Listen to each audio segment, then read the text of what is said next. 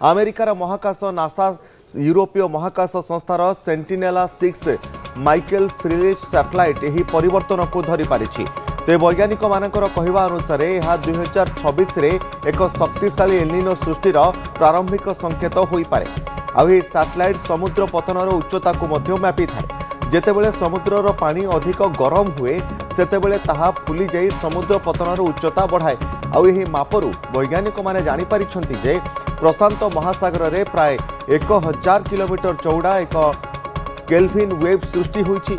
सेंटिनेल-6 satellite तथ्य अनुसार जनवरी शेष भाग में एक छोट केल्विन वेव सृष्टि होइथिला किंतु ताहा दुर्बल हो जाइथिला। परे मार्च आरंभ में आउ एक नुआ केल्विन वेव सृष्टि होई पूर्व दिग आड़क गति करिथिला। मे मास मध्यभाग को आसिबा समय पेरू उपकूल निकट समुद्रर पतन साधारण दीर्घम्यादी मान ठारू 15 सेंटीमीटर अधिक बढ़िथिबा रेकर्ड मध्य करा जायछि। आ यह सेठारे उष्म पानीर प्रवाह बढ़ुथुबार स्पष्ट संकेत बोली वैज्ञानिक माने कहिसंती।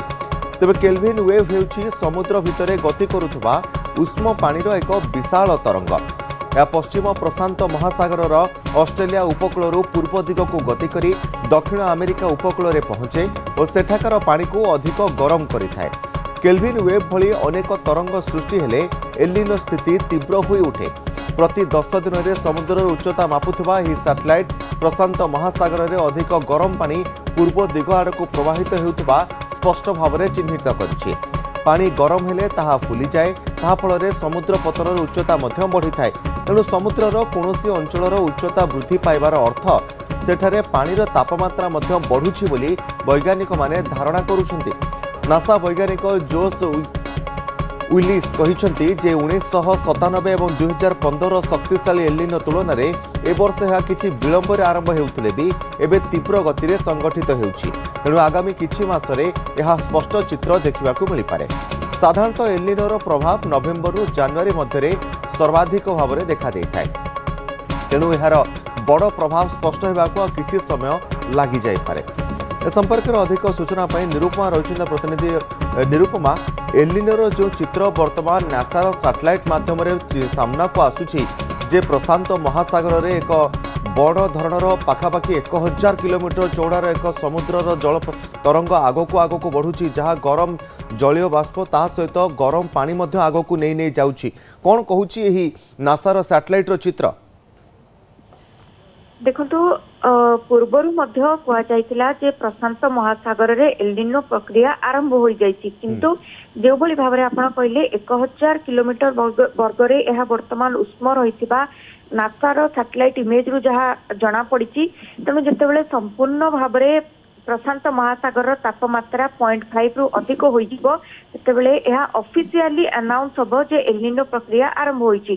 किंतु वर्तमान रो चित्र कथा जदि कहबा एलिनो प्रक्रिया वर्तमान आरंभ होई जाइछि। 0.5 डिग्री रु अधिक रही प्रशांत महासागर तापमात्रा एवं जो भली भाव में आपण कहले जे गोटे उष्म पानी संपूर्ण भाव में देखा मिलवा आरंभ होइछि। जेतेबेले एहा धीरे धीरे संपूर्ण प्रशांत महासागर को विचरण करिवो ताको आमे एलिनो प्रक्रिया बोली कहिथाउ एवं जून मासरे यह आरंभ होबार थिला जाहाकू एलिनो बोली कुआ जाइथाय एवं जुलाई अगस्त रे आमे याकू मॉडरेट एलिनो बोली कहिबा। सेप्टेम्बर रु अगस्त भितरे बा आमे जदि कहि परिबा यह स्ट्रॉन्ग हबो एवं नवेम्बर डिसेम्बर रे यह आउची सबुठारु वेरी स्ट्रॉन्ग। तेणु डिसेम्बर रु जनवरी भितर आमे जदि कहिबा सबुठारु अधिक प्रभाव देखिबाकू मिलिबो बोली कुआ जाउची। तेणु एलिनो प्रक्रिया जेतेबेले आरंभ होइजिबो जुलाई अगस्त मासरे यह मौसुमीर प्रारब्ध समय को आमे जदि कहिबा प्रभाव करिबार संभावना यथेष्ट अधिक रहिछि। तेणु सारा देश रे चलित वर्ष कम वर्षा हेबा नै पूर्वरु मध्ये अनुमान करा जाइछि। तेणु सुपर एलिनोर जो प्रक्रिया अच्छी प्रथम प्रक्रिया एलिनो बोली जाकू कहा जाउछि अर्थात समुद्र पतन तापमात्रा 0.5 डिग्री रु अधिक रहिले ताकू एलिनो कहा जाए ताहा वर्तमान देखा मिल सारी। नासार सैटेलाइट इमेज रु जहाँ जना पड़ुछि जे समुद्र पतनर तापमात्रा धीरे धीरे अधिक होउछि एवं यह केतेबेले अधिक हुए धीरे धीरे यह क्रमशः यह अधिक हम ये गोटे प्रक्रिया बोली आमे संपूर्ण भाव में कहि परिबा एवं सेही प्रक्रिया प्रभाव रे आमे जदि कहबा संपूर्ण जलवायु एथर चलित वर्ष बिगड़ी जिबार संभावना रही ताकू नहीं अनेक कल्पना जल्पना चर्चा आलोचना एवं वैज्ञानिक मानकर आमे जदि कहबा गणित बा अंक कषा जारी रही। ତେଣୁ ନିଶ୍ଚିତ ପକ୍ଷେ ଆମେ କହିପାରିବା ଏଲିନୋର ପ୍ରଭାବ ଦେଖିବାକୁ ମିଳୁଛି। ତାହା ପ୍ରବଳ ହିଟ୍ ୱେଭ୍ ର ସ୍ଥିତି ଜାରି କରିବ, ଅଳ୍ପ ବର୍ଷା କରିବ ଏବଂ ଶୀତକୁ ମଧ୍ୟ ପ୍ରଭାବିତ କରିପାରେ ବୋଲି କୁହାଯାଉଛି। ତେଣୁ ଦେଖିବା ବାକି ରହିଛି ବାସ୍ତବରେ ଏଲିନୋ କେତେ ଡିଗ୍ରୀ ପର୍ଯ୍ୟନ୍ତ ଉତ୍ତପ୍ତ ହେଉଛି ଆମେ କହିପାରିବା, କାରଣ ଚଳିତ ବର୍ଷ ଆକଳନ ହେଉଛି 2.5 ଡିଗ୍ରୀରୁ 3 ଡିଗ୍ରୀ ପର୍ଯ୍ୟନ୍ତ ଏହା ଉତ୍ତପ୍ତ ହୋଇପାରେ, ଯାହା ପ୍ରାୟ ନଭେମ୍ବରରୁ ଡିସେମ୍ବର ଜାନୁଆରୀ ବେଳକୁ ଦେଖିବାକୁ ମିଳିବ। କିନ୍ତୁ ବର୍ତ୍ତମାନ 0.5 ଅର୍ଥାତ୍ 0.5 ଡିଗ୍ରୀରୁ ଅଧିକ ତାପମାତ୍ରା ହୋଇଛି, ଅର୍ଥାତ୍ ଏଲିନୋ ପ୍ରକ୍ରିୟା ଆରମ୍ଭ ହୋଇଛି ବୋଲି ନାସା ପକ୍ଷରୁ ଯେଉଁ ସାଟେଲାଇଟ୍ ଇମେଜ୍ ଦିଆଯାଇଛି ସେଥିରୁ ସ୍ପଷ୍ଟ ହୋଇଛି। ତେବେ ଏହା ମୌସୁମୀକୁ ପ୍ରଭାବ ପକାଇବ କି ନିରୁପମା? ନିଶ୍ଚିତ ଭାବରେ ଆମେ ଯେମିତି କହିଲେ ଏଲିନୋ ଆସିବା ମାନେ ହିଁ ହେଉଛି ଖରାର ଅବଧି, ଗ୍ରୀଷ୍ମ ପ୍ରବାହର ଅବଧି ଅଧିକ ସମୟ ହେବ, ଅଧିକ ଖରା ହେବ, ବର୍ଷାକୁ ପ୍ରଭାବିତ କରିବ, ମୌସୁମୀକୁ ବାୟୁକୁ ଦୁର୍ବଳ କରିବ, ନିଷ୍କ୍ରିୟ କରିବ, ଫଳରେ ବର୍ଷା ହେବ ନାହିଁ।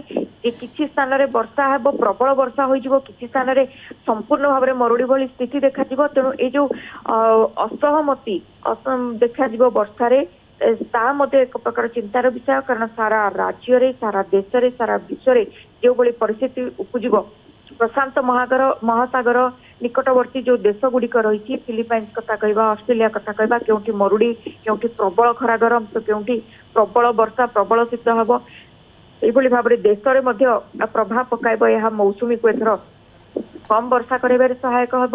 ତେଣୁ ଆଗକୁ ବାସ୍ତବରେ କ'ଣ ପ୍ରଭାବ ପଡ଼ିବ ତାହା ମଧ୍ୟ ଦେଖିବା ବାକି ଅଛି। କିନ୍ତୁ ସାଧାରଣ ଭାବେ ଏଲିନୋ ଆସିଲେ ବର୍ଷା କମ୍ ହୁଏ, ଖରା ଅଧିକ ହୁଏ ଏବଂ ଶୀତକୁ ମଧ୍ୟ ପ୍ରଭାବିତ କରିଥାଏ, ଯାହା 2027ରେ ମଧ୍ୟ କିଛି କାଂଶରେ ପ୍ରଭାବ ପକାଇବ ବୋଲି ଶୁଣିବାକୁ ମିଳୁଛି। निश्चित भाव निरुपमा बहुत बहुत धन्यवाद। सीनियर करस्पोंडेंट निरुपमा रही प्रतिनिधि जहाँ सूचना देते बर्तमान ऑस्ट्रेलिया उपकूल और एलिनोर प्रभाव आ किछि मास गुरुत्वपूर्ण रही बेले जो सैटेलाइट इमेज नासा पक्षर बर्तमान सामना को आसूची नासार ईएसए सेंटिनेल-6 सैटेलाइट जहाँ चित्र बर्तमान सामना को आनी एलिनो केउभली भाव में प्रशांत महासागर में सृष्टि होउची समुद्र पानी को केमिति गरम करुची केमिति आगको अग्रसर होउची जहाँ 1000 किलोमीटर चौड़ार एक समुद्रर पानीर तरंग रही जहाँ आगको बढ़ुची और यह एलिनो को सक्रिय कराइबार एक बड़ भूमिका ग्रहण करिवो से भली किछि चित्र नासार सैटेलाइट एठी कैद करिछि।